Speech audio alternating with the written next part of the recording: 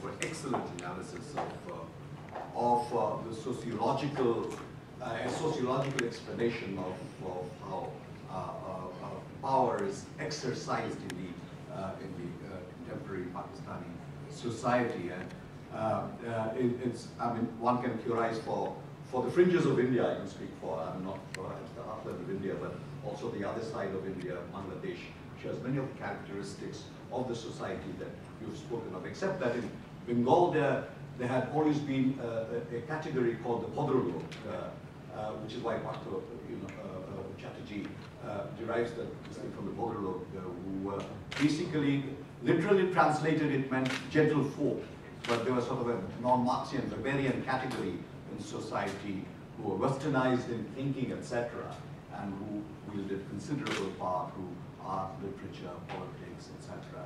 Now the CSP that you spoke of, that I also belong to the same service, 400 of us since 47. But the idea then was, I mean, the reason why I mentioned Plato was the creation, and this is very colonial, of philosopher kings. You had these 400 philosopher kings created and trained in an institution which was called the Academy after Plato's Academy. And then you were sort of unleashed to the society to run it for society's benefits. Okay, I'll open the floor. You identify yourself, gentlemen. 1, 2, 3. Asif Mahmood, MPP, second year. So this is not an ISSP question, but what do you think about Taliban and the strategy to deal with it? My question is strategy to deal with it. Well, I guess Asif asked the question which I was going to ask, in the sense that you'll identify yourself. My name is Gautam Rani. I come from India, and a lot of, as started as a comment, a lot of what you talked about the subordination of the services.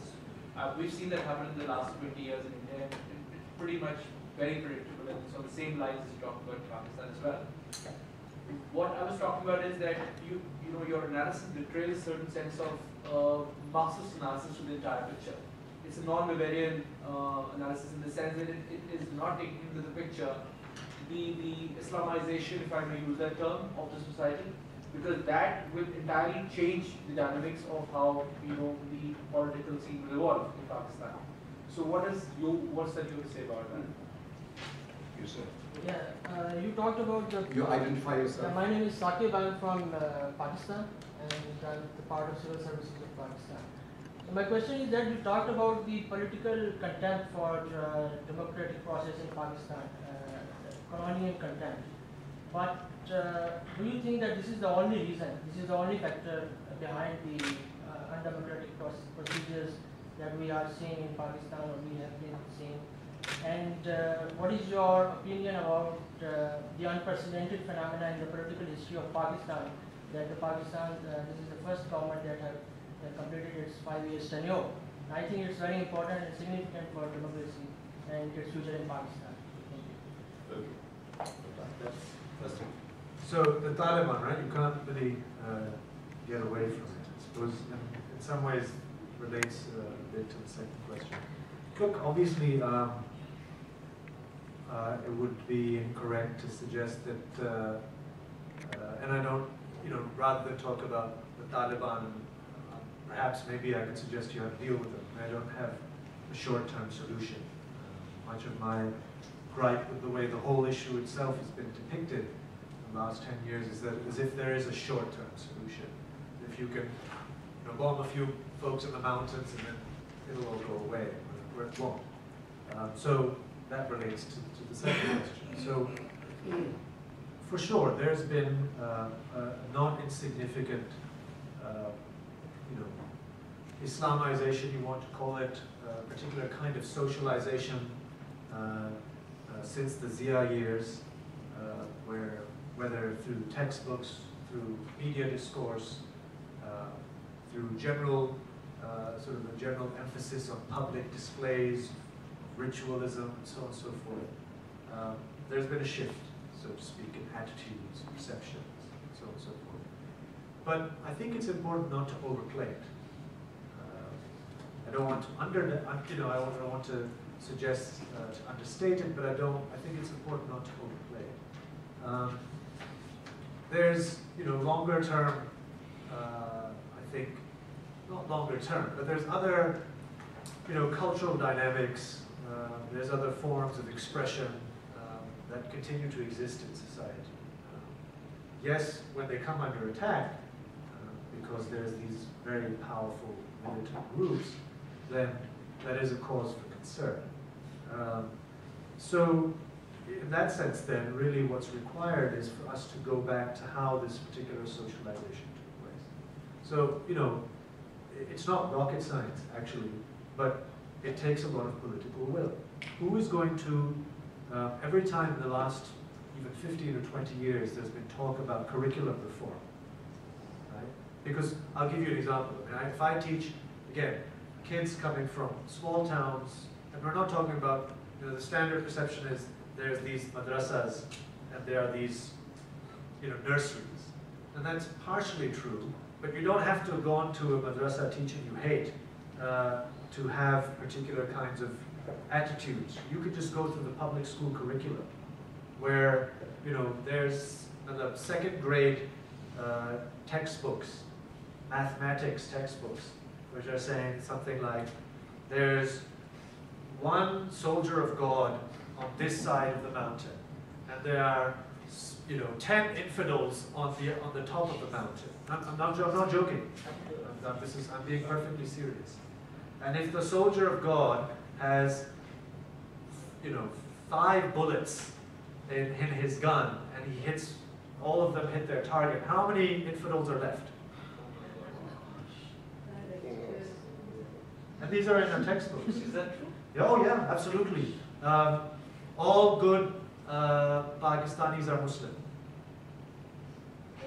It's in our social studies textbook. I.e., if you're not a Muslim, you're not a good Pakistani. That's what it means, right? It's a fallacy of post hoc ergo propter. So it's not rocket science, right? How do you deal with this?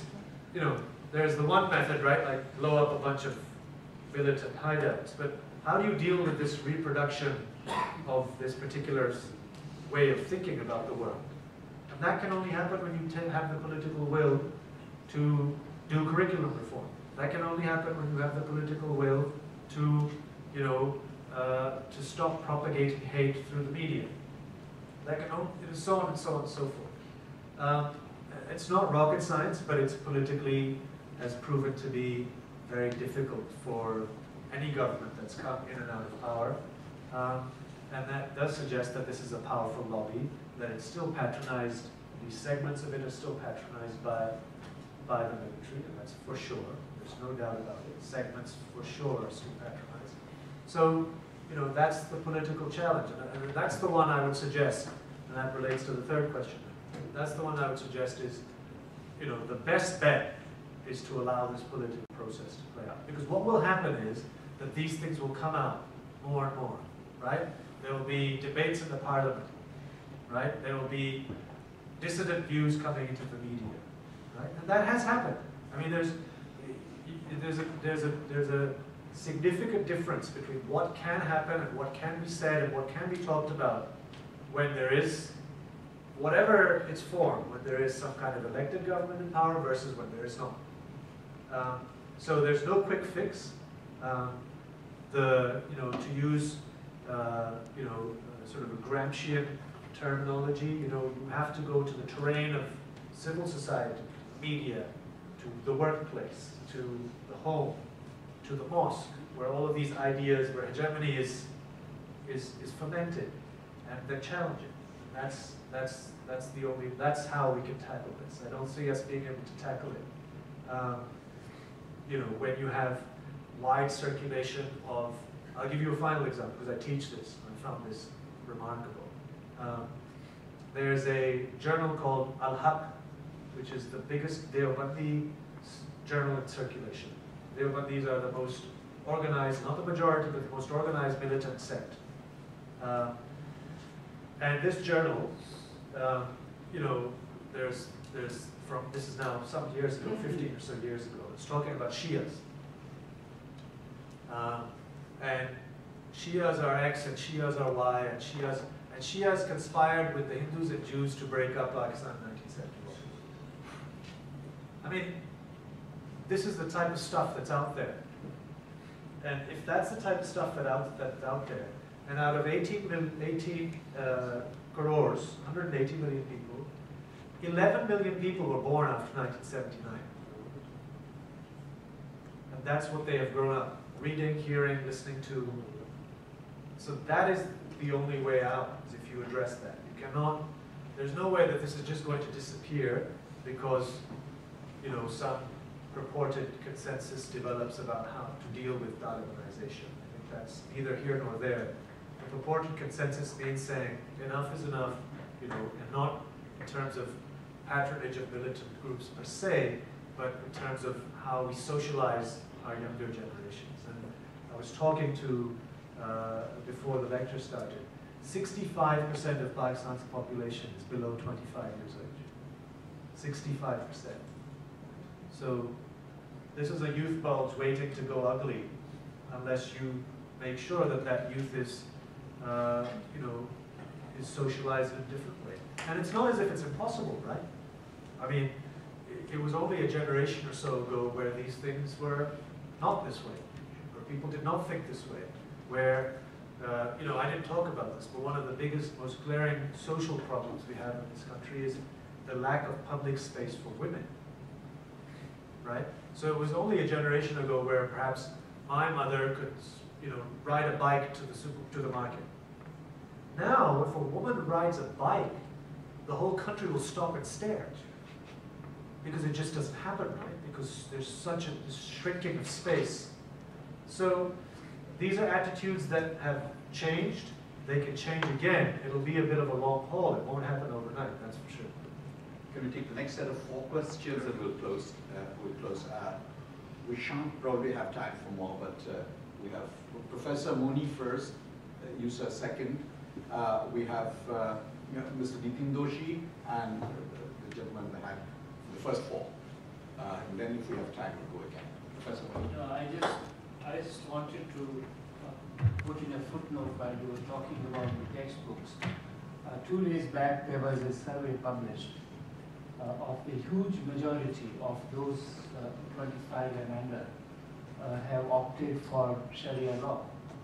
And that shows the extent of Islamization. That shows the extent of Islamization which has already taken place.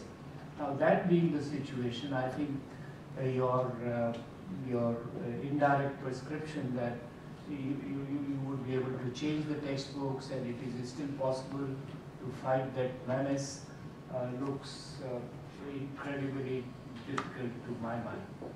Any comment? This is of interest, I think, to most people. It's a 2-finger response. Yeah. Well, you know, I don't, like I said, I don't want to understate what's happened and what is happening even now. But I just do want to suggest to you that there is a bit of duality that we need to bear in mind.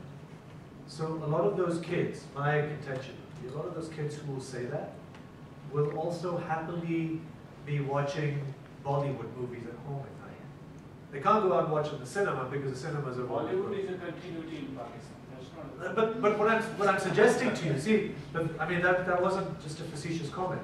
My point is to say is that they have, you know, this is what we should say because we are all committed to, you know, Islam and the Sharia. But there's also countervailing, you know, real practices on the ground, which are not entirely consistent with the rhetoric. So I don't, like I said, I don't want to understate, I take your point entirely, but I do think it's important to bear in mind that there are countervailing processes that are also going on. What the end result is of course difficult to predict, but. Sir, Anirudh Rajput, I'm a PhD candidate at the law department. So obviously my question had to be with the judiciary. Thanks firstly for your vivid and very incisive description of Pakistan. There is very less known by outside world about what is happening inside. The concern is, you made a very valid point about the judiciary trying to expanding itself and sort of a small brother of the military. So do you see in the future that judiciary, as it is expanding its tentacles, is transforming itself into some sort of an autocratic regime where it tries to interfere in every facet of life in future? That is point number one. And point number two, I'm sure the Chief Justice must be having a tenure, he must be retiring at some stage. So where do you see the whole involvement of judiciary going thereafter, or what is the perception within the judiciary with those sitting judges at the moment, and where it stands, where you think it will go? Thank you so much. Mr. Nitin Doshi. Mr. Nitin Doshi. I'm the Honorary Consul of the Union of Comoros, group of Indian Ocean Islands, and of course, if I may, I would like to say welcome home, Dr. Asim. Your parents and I have been close friends for nearly 3 decades. The question, as the chair would expect, is to do with trade and the improvement of the Pakistan economy arising from better trade and investment. Essentially, India cannot do without Pakistan, and Pakistan cannot do without India. India has granted MFN status to Pakistan a long while back. It has been announced a number of times that Pakistan intends to follow through, and yet that simple declaration has been held up somewhere. The question is, which vested interests are preventing the declaration of announcement of MFN to India, and what is the way forward? Surely everybody in both the nations understand that these two economies will prosper tremendously through MFN.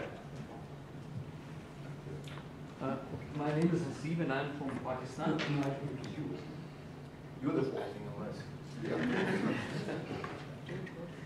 Thank you, sir.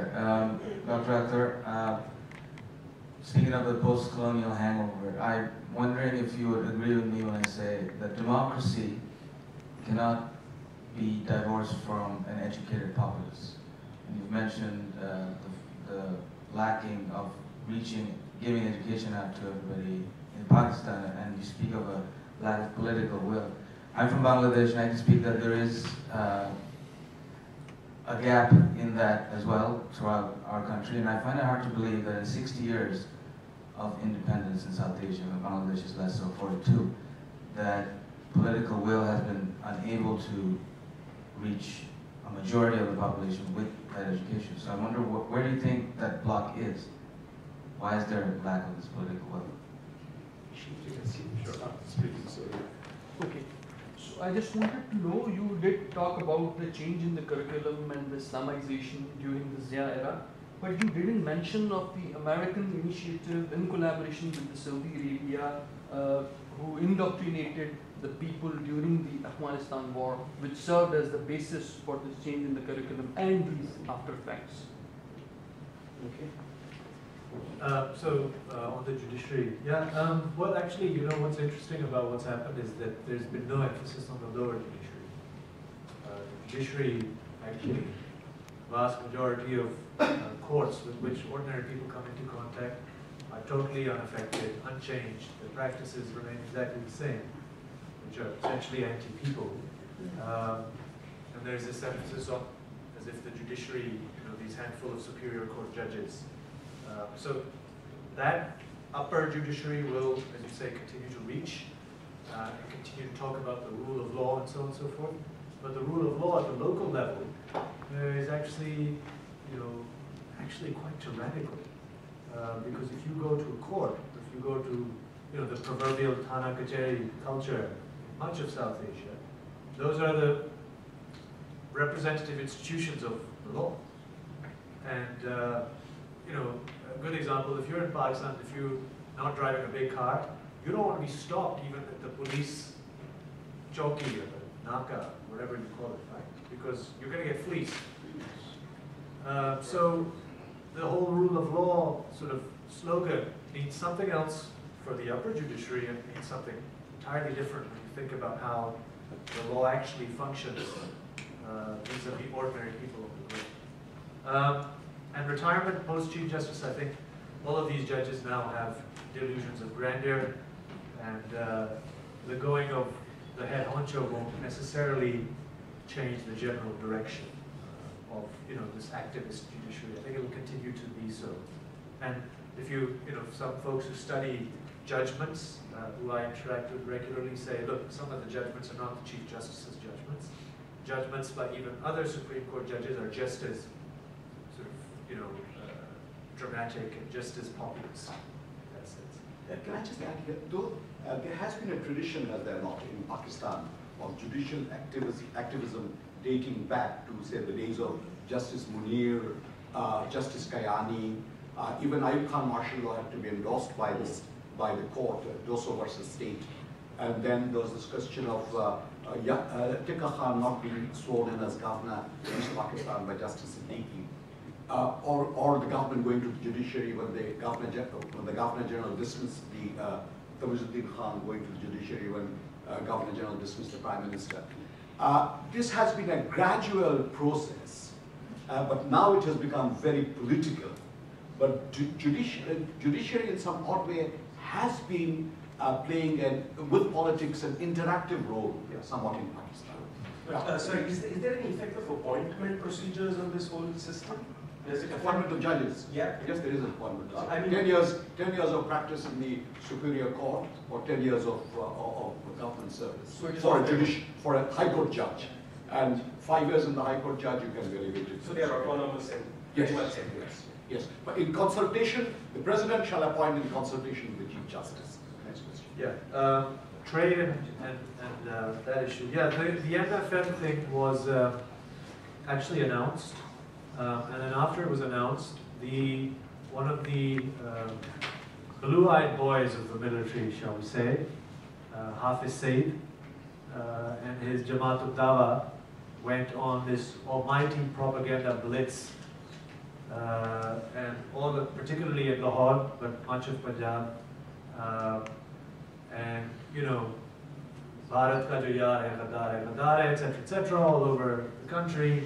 And then, of course, as always, they backed down. So why?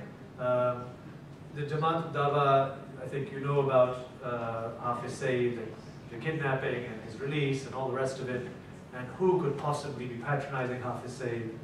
And ultimately, the military issued a white paper, so to speak, or a directive a couple of months ago about how it stated, which was a big thing for it to say, that the biggest security threat to Pakistan now is an internal one. But at the end of the day, the Pakistani military without the Indian bogey is a lame horse. Because how else can you justify sucking up all the budget still? So, if there must be at the end of the day, someone standing in the way of MFN, or in general, opening up of ties. And of course, as I said, they can no longer say it overtly as they could once in a day, but when you have Hafiz Said at your disposal, then you don't have to be too worried. In education and democracy, I think what I was trying to say actually is that if this is the kind of education you're providing, you're in trouble. It's not the fact that people are not educated. It's about how they are educated.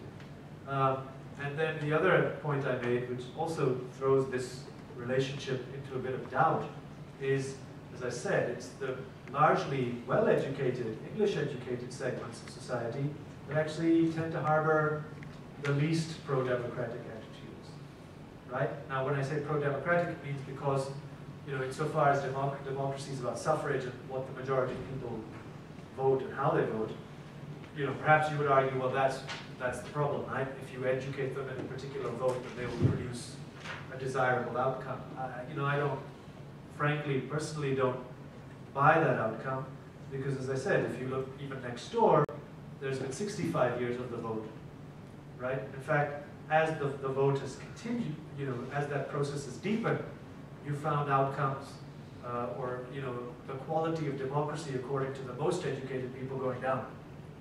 So it's not a linear relationship. I think that this is an old hypothesis, and I think the hypothesis is has been disproven on numerous counts.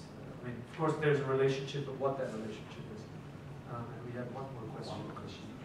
What was yours? Mine? Yes. Yeah, my question was that you did talk about... Yes, sorry, got it. Yeah, remember. Yeah, you're right. You know, very famously, I think what you're suggesting is there was a USAID grant in 1984 that was given to a Center of Afghanistan Studies at the University of Nebraska in Omaha, and that was the grant. It was $25 million to put what I just told you about into the textbooks. And it was from the USAID. And the USAID now, by the way, is most concerned with curriculum reform. Irony of history. We'll give the last word perhaps to Mr. Jubaboy. Mine is just to thank you very much. So, I'm glad to have you back. When I say in your own country too, you have two countries. The word Islamization that is a misnomer. Islam has been hijacked. It's not the religion that is at fault. It is those who have hijacked that religion. And that is a major cause of what's happening. You mentioned Maududi.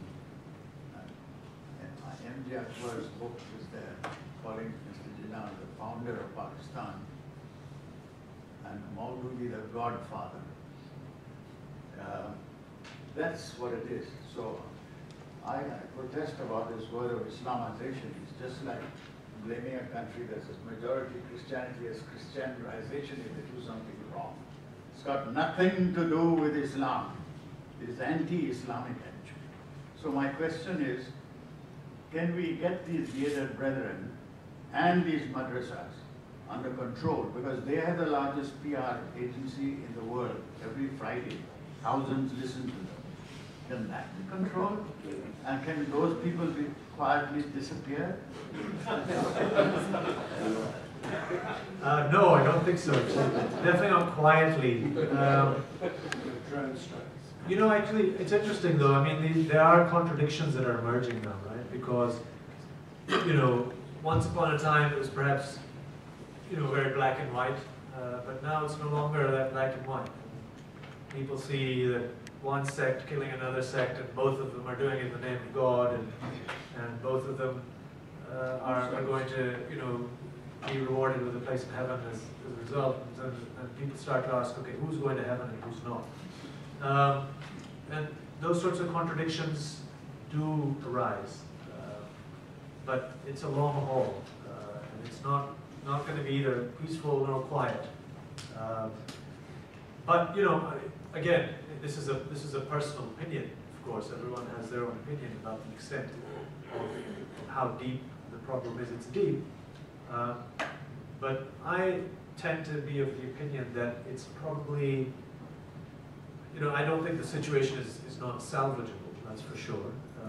And as I said, with the point I made earlier, I think there's countervailing trends, currents, some trivial, but some not so trivial. And, you know, that, I think, that will produce an outcome that perhaps is difficult to predict right now, but I do think that it's not a lost cause, so to speak. There is also a difference we make, do we not, between what we call Islamization and Islamicization. For example, politically, Muslim League was almost a secular Muslim party for the Muslims. Then you had the Islamic parties like Maududi's, which were still mainstream political parties. And then you have political ideas on the fringes, which are the Islamicist parties, which are not mainstream, which try to capture state through other ways than democratic. So, you know, I mean, there are all these differences emerging, but we're into this is a whole new sphere of debate, and we shall take our speaker on, Dr. Akhtar, on the next time round on these issues. Right now, we should like to join a quick answer. I guess I just wanted to ask you, you said Karachi is a city approaching 30 million, and you you see a lot of fragmentation taking place. You see now a lot of talk about Talibanization of Karachi starting to happen. Then you see the politicization, correctly, of the police, and you see Karachi in a lot of turmoil. So as much as you say we shouldn't overplay the security and law and order situation, it's an actual fear on the ground. So I just wanted to get your view, because Karachi is so important to Pakistan. Where is Karachi heading? Well, I mean, I don't want to suggest that, as you say, there's nothing to be alarmed about, of course, for sure. But I think as far as Karachi in particular is concerned, you'll remember that Karachi was in turmoil even 20 years ago. In the early 90s, there was a plethora of violence within the city. When the MKM was out of power, there was an operation against the MKM, so on and so forth. So, to some extent, again, without sort of suggesting that there's nothing specific about what's happening in Karachi, which there is. For example, in the last 10 years, there's been a mass migration to Karachi. Pakhtun migration because of the so-called war on terror up in the Pakhtun areas, people migrated. There's been a huge Sindhi migration, believe it or not. Sindhis, ethnic Sindhis who have historically been, amongst the smaller populations in the city, have migrated to Karachi in a big way in the last 10 years, which has to do with push factors in the rural parts of the province. So there's Muhajirs are there in any case. But there's also things about Karachi which, in terms of inner city violence, which are not necessarily just Karachi specific. Big, huge metropolitan sectors, you will find such phenomena. So yes, you're right. I didn't mean to say the law and order situation is not a serious one. There's no doubt about it. But the problem, I think, is when we view things only through that lens. And therefore, that's when we start to emphasize solutions which are, okay, let's do the quick fix. Let's find a military or that sort of policing sort of solution. And which are to problems which are essentially social and political in nature. Well, thank you very much. Well, as if you haven't done enough reading already, ISAS believes that your information will be filed further widening.